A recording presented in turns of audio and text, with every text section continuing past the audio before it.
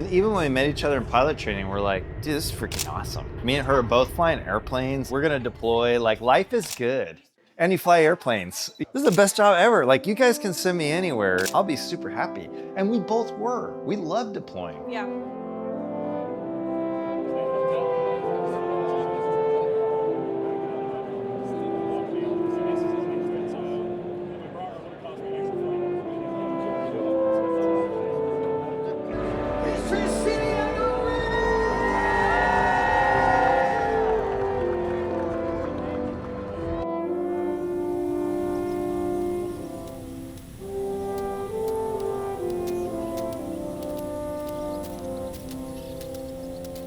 My mom was the first female helicopter pilot in the Air Force.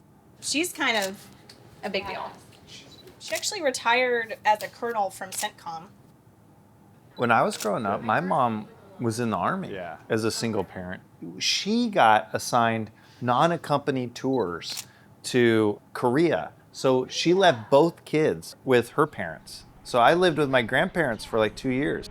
I told the Air Force, like, hey, we're in love. We're gonna get married eventually. And I would love to go fly transport like her. He went and flew T-38s, but then that's why he didn't get C-17s out of pilot training. That's why we ended up separated for the first 5 years. He was on the fighter bomber track. At one point, our deployment schedules were flip-flopped. So as soon as I would get home, he would leave. And so one time, I don't think we saw each other for like a whole year. That was a year that we saw each other more deployed than we did stateside. Because our deployments overlapped, and I was deployed in Qatar, and he was deployed to Djibouti. So anytime a Djibouti trip would pop up, no one would want to fly it, and every single one I'd be like, I'll go. That like summed up that first 5 years of marriage. We always knew we wanted to start a family, but like we literally could not. Like we were like, how do you have kids when you spend 6 months here and then as soon as I come back, you leave? We went through a dark time after 4 years. I remember calling her. I go, I cannot do this anymore. Can't do more life without her. Something has to break. Can you not just say, I'm done, I quit? No, you can't. You're done. I mean, we got to one point where I was like totally broken. It's gonna be my career or my family, my wife.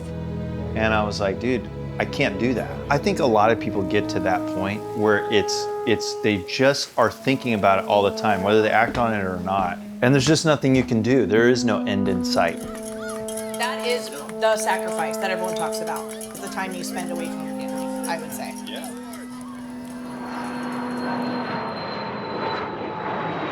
This program came along for her, and then before you know it, she was able to get out of active duty, keep flying in the National Guard, and then get a job flying for the airlines.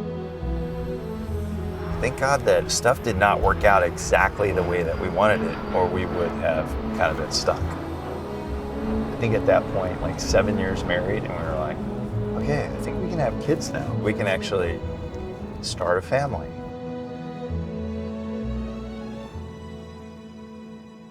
After my first son was born, I left on a 6-month deployment, and I missed him walking. I think he was like 8 months old when I left. He was 14 months old when I got back. I'm not an emotional person, but I remember walking off the airplane going, I can never do that again. These are huge events. And that was about the time when I started thinking, okay, hey, it's time for that transition in our life. Focus on family.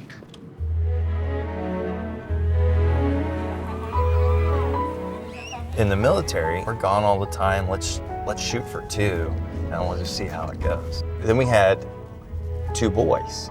And then we go, okay. And then I got out and transferred into the reserves.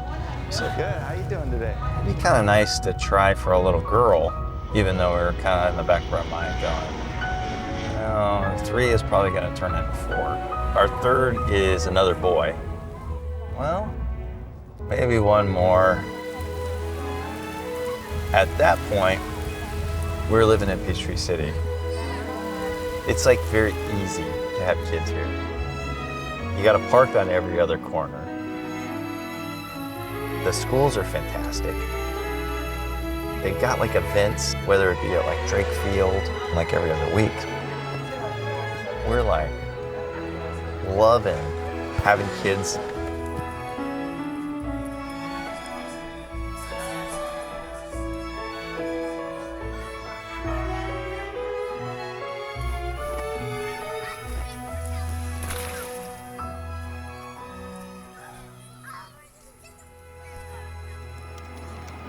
Ethan, America.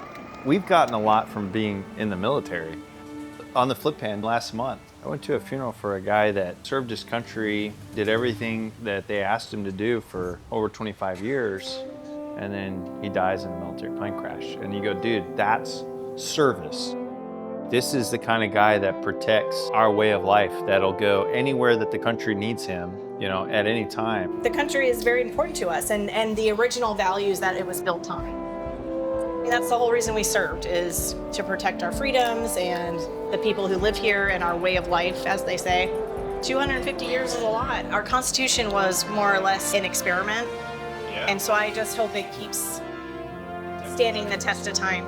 I guess it takes the right people with the right fortitude to make sure that our democratic experiment continues. It's fragile. It is very fragile.